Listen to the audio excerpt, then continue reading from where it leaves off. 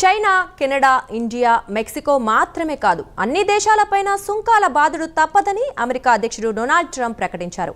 తమ నిర్ణయం ఏ ఒక్క దేశాన్నో లక్ష్యంగా చేసుకొని తీసుకున్నది కాదని ట్రంప్ వెల్లడించారు. వాణిజ్య యుద్ధం అన్నది కొన్ని దేశాలకే పరిమితం కాబోదని ట్రంప్ స్పష్టం చేశారు. అమెరికా రాజధాని వాషింగ్టన్ డీసీకి ఎయిర్ ఫోర్స్ 1లో వెళ్తూ ట్రంప్ మీడియాతో మాట్లాడారు.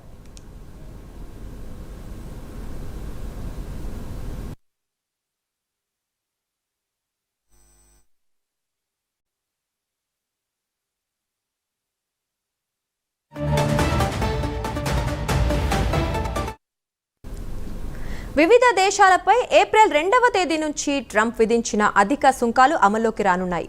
ఏప్రిల్ 2 నుండి ఆయన లిబరేషన్ డేగా అభివర్ణించారు. అల్యూమినియం, స్టీల్, ఆటోమొబైల్ పరిశ్రమకి చెందిన విదేశీ ఉత్పత్తులపై ట్రంప్ ఇటీవలే సుంకాలని భారీగా పెంచేశారు. చాలా ఏళ్లుగా తాము ప్రపంచ దేశాలతో ఉదారంగా వ్యవహరించామని ట్రంప్ చెప్పారు.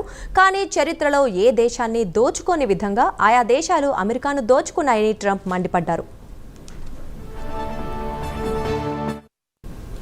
వాణిజ్య పాలసీల విషయంలో కొన్నిసార్లు అమెరికా మిత్రదేశాలు శత్రువుల కంటే దారుణంగా ప్రవర్తించాయని ట్రంప్ ఆగ్రహం వ్యక్తం చేశారు.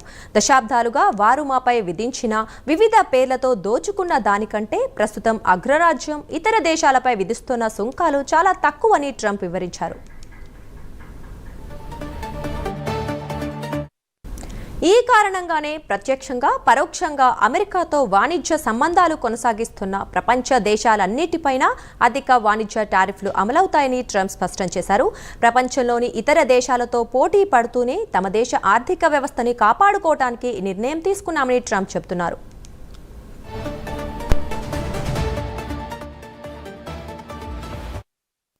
అయితే వైట్ హౌస్ ఆర్థిక వ్యవహారాల సలహాదారు కెవిన్ హస్సెట్ ఈ సుంకాలు 10 నుంచి 15 దేశాలకే పరిమితం కావచ్చని అన్నారు. అయితే ఆ దేశాల పేర్లు మాత్రం ఆయన వెల్లడించలేదు. ప్రపంచ వాణిజ్య సంస్థ ప్రకారం భారత ఉత్పత్తులపై అమెరికా సగటున 2.2% సుంకం విధిస్తూ ఉండగా అమెరికా ఉత్పత్తులపై భారత్ సుంకాల సగటు 12%గా ఉంది.